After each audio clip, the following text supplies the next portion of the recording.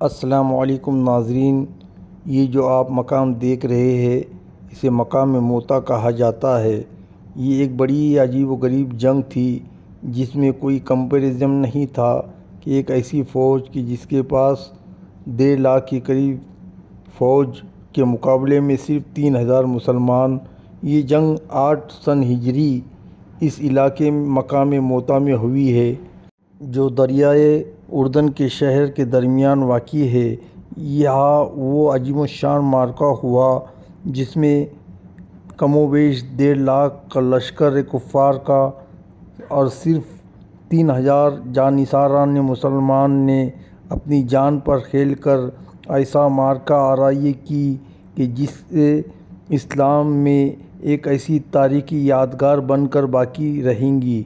ایسی جنگ جس میں صحابہ اکرام کی بڑی ہستیاں شرف شہادت سے سرفراز ہوئی۔ میرے آقا نبی کریم صلی اللہ علیہ وسلم نے 3,000 کا لشکر تیار فرمایا اور اپنے دست مبارک سے سفید رنگ کا جھنڈا حضرت زید بن حارثہ رضی اللہ تعالیٰ عنہ کے ہاتھ میں دیا اور ان کو فوج کا سپہ سالار بنایا اور ارشاد فرمایا، اگر زید بن حارثہ رضی اللہ تعالیٰ عنہ شہید ہو جائے تو حضرت جعفر طیار سپہ سالار ہوں گے، اور جب وہ بھی شہادت سے سرفراز ہو جائے تو اس جھنڈے کے علم بردار حضرت عبداللہ بن رواحہ رضی اللہ تعالیٰ عنہ ہوں گے۔ اس کے بعد لشکر اسلام جس کو سپہ سالار مقرر کرے پھر سپہ سالار وہی ہوں گا۔ اس کے بعد مجاہدین اسلام نے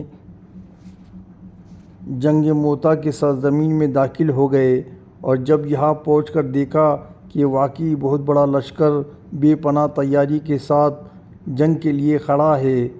1.5 لاکھ سے زیادہ لشکر بھلا کیسے مقابلہ کرتے، مگر مسلمان خدا عز و جل کے بھروسے ڈٹے رہے۔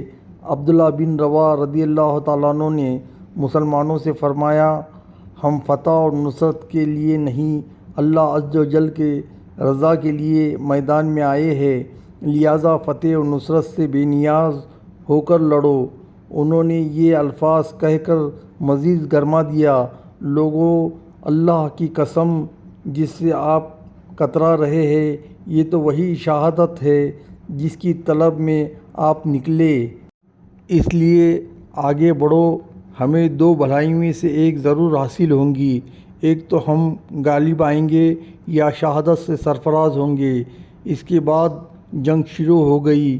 سب سے پہلے سیدنا زید بن حارثہ رضی اللہ تعالیٰ عنہ شہید ہو گئے۔ ان کی شہادت کے بعد سیدنا جعفر طیار رضی اللہ تعالیٰ عنہ نے جھنڈا اپنے ہاتھ میں لیا۔ نبی کریم صلی اللہ علیہ وسلم کے چچا زاد بھائی اور سیدنا علی رضی اللہ تعالیٰ عنہ کے سگے بھائی اپنے بہت جواں مردی سے لڑے، جسم پر 90 سے زیادہ زخم کھا کر شہادت کا جام نوش کیا۔ اس کے بعد عبداللہ بن رواحہ رضی اللہ تعالیٰ عنہ نے علم ہاتھ میں لیا اور جنگ شروع ہوئی، پھر شہید ہو گئے۔ خالد بن ولید رضی اللہ تعالیٰ عنہ نے جنگ کی کمان سنبھالی اور 1.5 دن کی شدت کی جنگ کے بعد اپنے سے 40 گنا فوج کو بھاگنے پر مجبور کر دیا۔ اسی جنگ کے بعد آپ کو سیف اللہ کا لقب عطا ہوا۔ سبحان اللہ۔ ناظرین، جنگ کی معلومات کے ساتھ ان تینوں جلیل القدر صحابہ اکرام کی مزارات کی زیارت بھی آپ حضرات نے کی ہے، لہذا اسے زیادہ سے زیادہ شیئر کریں تاکہ بہت سے حضرات اس سے معلومات کے ساتھ زیارتیں بھی کر سکیں، اور ہمارے اس چینل کو سبسکرائب کیجئے، لائک کیجئے۔ سبحان اللہ۔